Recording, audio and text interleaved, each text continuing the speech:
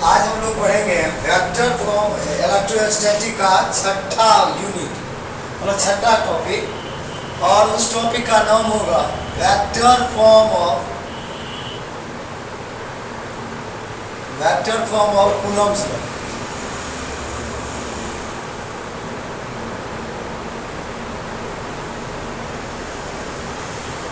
यानी Coulomb's law को हम वेक्टर फॉर्म में रिप्रेजेंट करेंगे।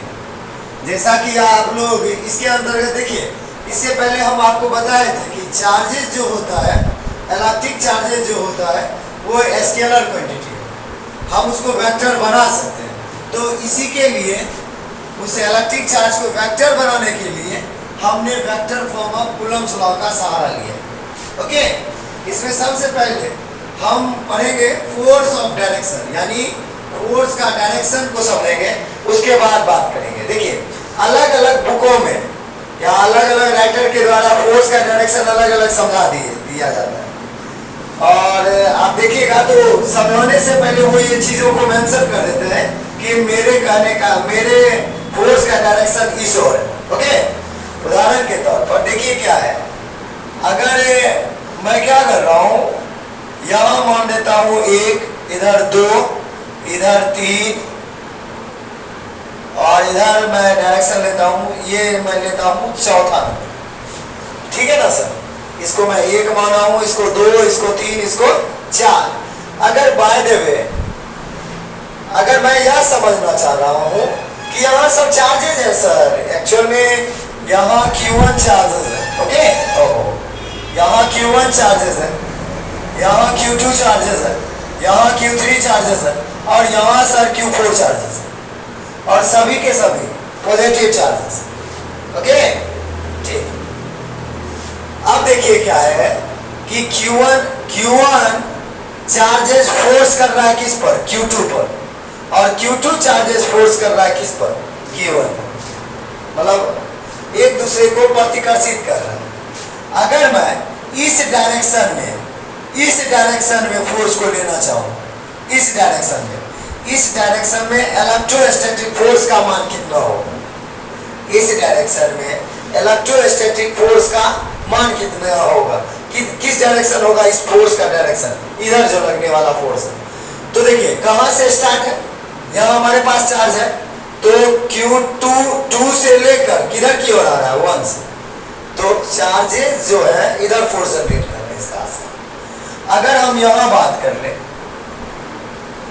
इधर अगर फोर्स जनरेट होगा इलेक्ट्रोस्टैटिक फोर्स, तो वो कितना होगा, वो उसका डायरेक्शन क्या होगा। देखिए स्टार्ट कहां से हुआ है, 1 से, जो स्टार्ट होता है उसको इधर लिखिए, कहां अंत हो रहा है, 2 की ओर, ये लिखिए, ये इनिशियल, ये टर्मिनल। ठीक है, मेरा कहने का सेंस क्या है कि जहां से प्रारंभ हो रहा है उसे मैं अंतिम में लिख रहा हूं, जिधर अंत हो रहा है उसे प्रारंभ में लिख रहा हूं। ओके, अगर इधर देखिएगा इसका डायरेक्शन क्या होगा, इस इधर के फोर्स का क्या डायरेक्शन होगा, कहां से प्रारंभ हुआ, 4 से, तो 4 किसकी ओर आ रहा है, 3 की ओर आ रहा है। ओके, समझ में आया, इसको बोलेंगे फोर्स 4 to 3, या फोर्स 4 from 3। ओके, अब यहां देखिए सर, इसका डायरेक्शन किधर होगा सर, इसका डायरेक्शन किधर होगा, इस फोर्स का कहां से प्रारंभ होगा, 3 से, और तो इधर जा रहा है 4 की ओर जा रहा है, तो मैंने यहां लिखा है। समझ में आया सर, आया कि नहीं आया ना, डायरेक्शन ऑफ फोर्स किस तरह हम यूज करते हैं। ओके, जैसे नॉर्मल एक और चीजों को समझते हैं सर, अलग अलग राइटर जो है इन तमाम चीजों को अलग अलग तरीके से समझाया है सर। ठीक है, लेकिन उन्होंने ये मेंशन कर दिया है कि मेरा कहने का आशय ये है, या आगे हो। देखिए अगर यहाँ 1 लिख देता हूँ, यहाँ 2 लिख देता हूँ, फोर्स अगर इधर लगाना है इस डायरेक्शन की, तो कैसे हम लिखेंगे, फोर्स ऑन, कहां से प्रारंभ हुआ, 1 से किसकी ओर जा रहा है, 2 की ओर जा रहा है। 1 से जो स्टार्ट है उसको पीछे लिखे, जो प्रारंभ है। क्या देखिए सर, इसके डायरेक्शन को देखिए, इसके फोर्स का डायरेक्शन क्या होगा, 2 से प्रारंभ हुआ है, 1 की ओर आ रहा है, यानी force 2 to 1, force 1 to 2। Okay, समझ में आया फोर्स का डायरेक्शन। अब रियल में हम लोग पढ़ेंगे vector form of Coulomb's law. ठीक है, हम सबसे पहले, अब वैसे ये बोर्ड में आते नहीं है, कभी कभी आते हैं तो उसका अलग कहानी है, लेकिन समझना तो है ही ना। तो सबसे पहले हम यह समझते हैं, ध्यान से देखिएगा, एक Q1 चार्ज है, ए पॉइंट है, और ए पॉइंट पर कौन सा चार्ज है सर? Q1 चार्ज है। ओके, अच्छा, इससे r दूरी पर सर, इससे r दूरी पर, इससे r दूरी पर B कोई पॉइंट है और यहां चार्जेस है Q2। ठीक है, ठीक है ना सर, दोनों के दोनों पॉजिटिव चार्ज है, तो दोनों के दोनों एक दूसरे को क्या करेंगे? विकर्षित करेंगे। अब इसके अगर हम बात करें, इसके इधर अगर फोर्स का डायरेक्शन हमको निकालना है, तो फोर्स का डायरेक्शन इधर क्या होगा? इलेक्ट्रोस्टैटिक फोर्स का डायरेक्शन 1 2 2। ओके, इधर अगर फोर्स का डायरेक्शन निकालना है तो कितना होगा सर? कितना होगा? Force on 2 to 1, 2 to 1। चलिए, और जैसा कि आप लोग जानते हैं, अगर यूनिट वेक्टर निकालना होता है तो उसी वेक्टर को लेते हैं और उसके मॉड से डिवीजन कर देते हैं। ठीक है, यूनिट वेक्टर जब भी निकालना होता है किसी भी वेक्टर का, उसका वेक्टर लेते हैं और उसी के मॉड से क्या करते हैं? उसका डिवीजन कर देते हैं। यहां तक समझ में आया सर? आ गया? दिक्कत है सर? नहीं सर। अगर मैं इधर लेना चाहूंगा यूनिट वेक्टर, तो इसका यूनिट वेक्टर क्या होगा? 1 2 2 होगा, होगा ना sir? That is vector r किधर से? 1 2 2 बटा mod of vector r 1 2 2। Okay, इधर अगर यूनिट वेक्टर निकालना है डिस्टेंस का, तो क्या होगा सर? यूनिट वेक्टर कहां से? 2 to 1 से, तो क्या होगा? Vector r 2 to 1 mod of vector r 2 to 1। Okay, यहां तक आ गया समझ में सर? अब देखिए, चूंकि कूलम के नियम से हम पढ़े थे, चूंकि कूलम के नियम से क्या पढ़े थे सर? कूलम के नियम से पढ़े थे,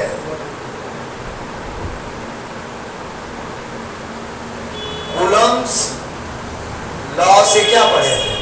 कूलम्स लॉ से क्या पढ़े थे? जो इलेक्ट्रोस्टैटिक फोर्स होता है वो 1/4 pi epsilon not into Q1 into Q2 upon R के स्क्वायर के बराबर होता है। सही है सर? अच्छा, यहाँ दो फोर्स वर्क कर रहे हैं, एक कर रहा है F1 to 2, एक फोर्स वर्क कर रहा है 2 to 1। यानी ये फोर्स इधर जनरेट लग रहा है, ये फोर्स वो फोर्स उधर जनरेट होगा। तो सबसे पहले हम क्या करते हैं? F1 इसी के अकॉर्डिंग F1 to फोर्स निकाल 2 to 1 फोर्स निकालते हैं, तो क्या होगा? 1/4 pi epsilon not into Q1 into Q2 upon R का स्क्वायर। लेकिन रुक जाइए, इसका यूनिट वेक्टर देना बहुत ज्यादा जरूरी हो जाता है। किस डायरेक्शन में, दिशा में वो आ रहा है, तो किस दिशा में आ रहा है? Unit vector of 1 2 to 1। Okay, समझ में आया? अब देखिए, इसको आप ब्रेक करोगे तो क्या होगा sir? 1 2 to 1 1/4 pi epsilon not into Q1 into Q2 upon R का स्क्वायर। और इसका क्या था? Vector R mod of R 1 to 2 mod of vector R 2 to 1। Okay, okay, यहां से हम निकालेंगे तो F1 to 2 1/4 pi epsilon not into Q1 into Q2 upon R का स्क्वायर। जैसे ही मॉड हटाते हैं, इसका मॉड हटाते हैं, किसका मॉड हटा रहे हैं सर? 1 to 2। इसका मॉड हटाते हैं तो मॉड हटाने पर डायरेक्शन खत्म हो जाता है, केवल बचता है मैग्नीट्यूड, और यहाँ बचेगा केवल R। तो R square into R square, तो कितना हो जाएगा? F1 to 2 बराबर 1/4 pi epsilon not into Q1 into Q2 upon R का power Q, R square into R का पावर Q, और डायरेक्शन क्या मिलेगा इसको, वेक्टर R 1 2 2, ओके 2 2 1, ओके ये डायरेक्शन है, समझ में आ रहा है ना। अच्छा अब देखिए जरा, इसी तरह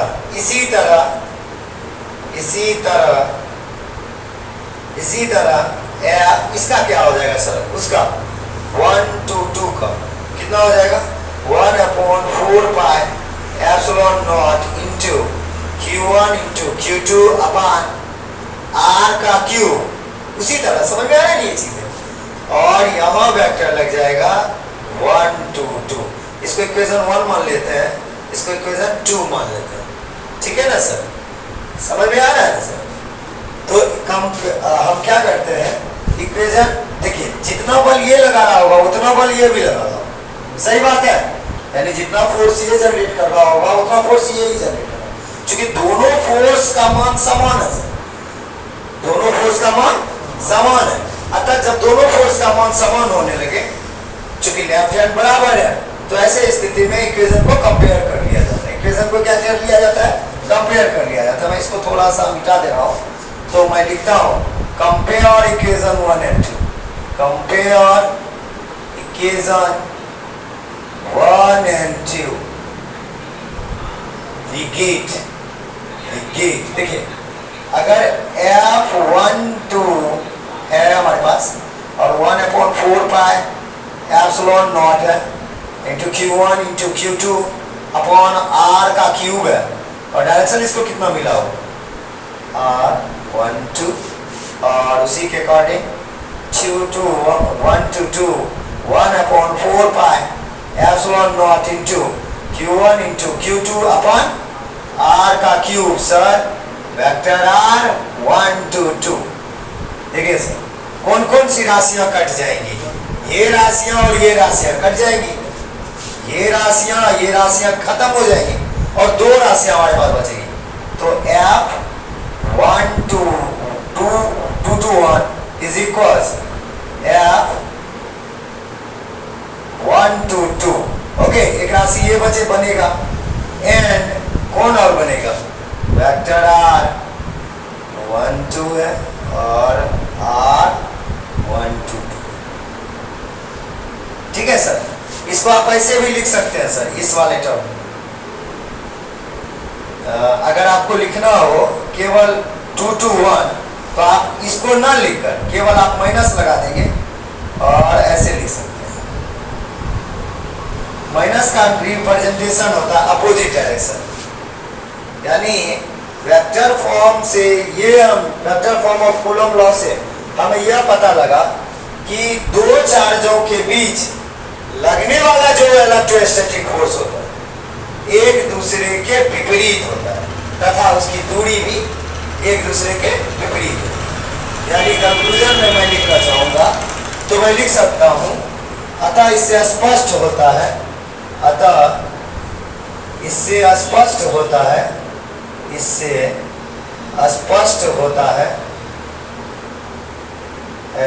कि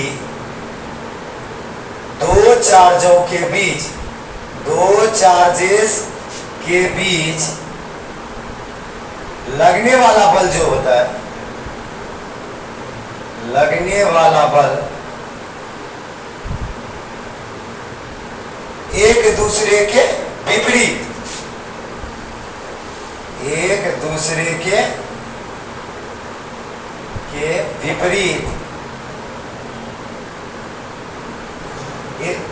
लगने वाला बल इलेक्ट्रोस्टैटिक फोर्स क्या होता है, एक दूसरे के विपरीत, तथा दूरी भी क्या होती है, दूरी भी विपरीत होती है। याद रखिएगा वेक्टर कूलम लॉ का वेक्टर फॉर्म यह कहता है या शो करवाता है कि जो हमारे पास इलेक्ट्रिक चार्ज है वो स्केलर क्वांटिटी होता है सर, ओके, और इसे वेक्टर बनाया जा सकता है with the help of vector form of Coulomb's law से, ओके।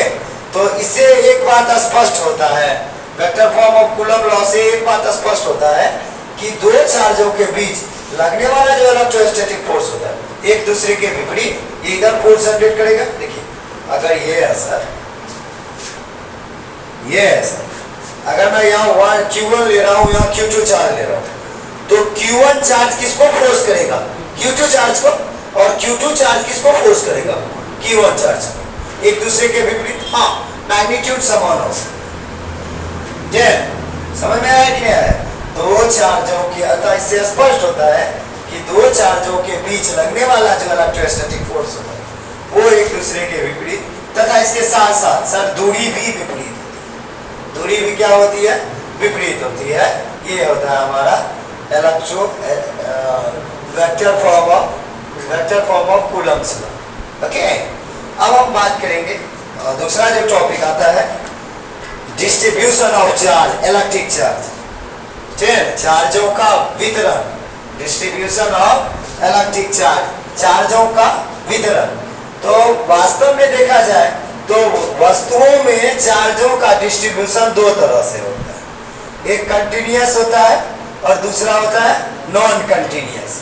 एक कंटिन्यूअस और दूसरा होता है नॉन कंटिन्यूअस। ये वीडियो सर पहले से ही पढ़ा होगा, आप लोग देख लीजिए। ओके, समझ में आया क्या? समझ में आया? तो अगला वाला हम कल करेंगे सर, ठीक है। और इससे जो मिला जुला प्रश्न है इसके संबंध में हम चर्चा कर लेंगे, ठीक है ना, आगे दिन। ओके।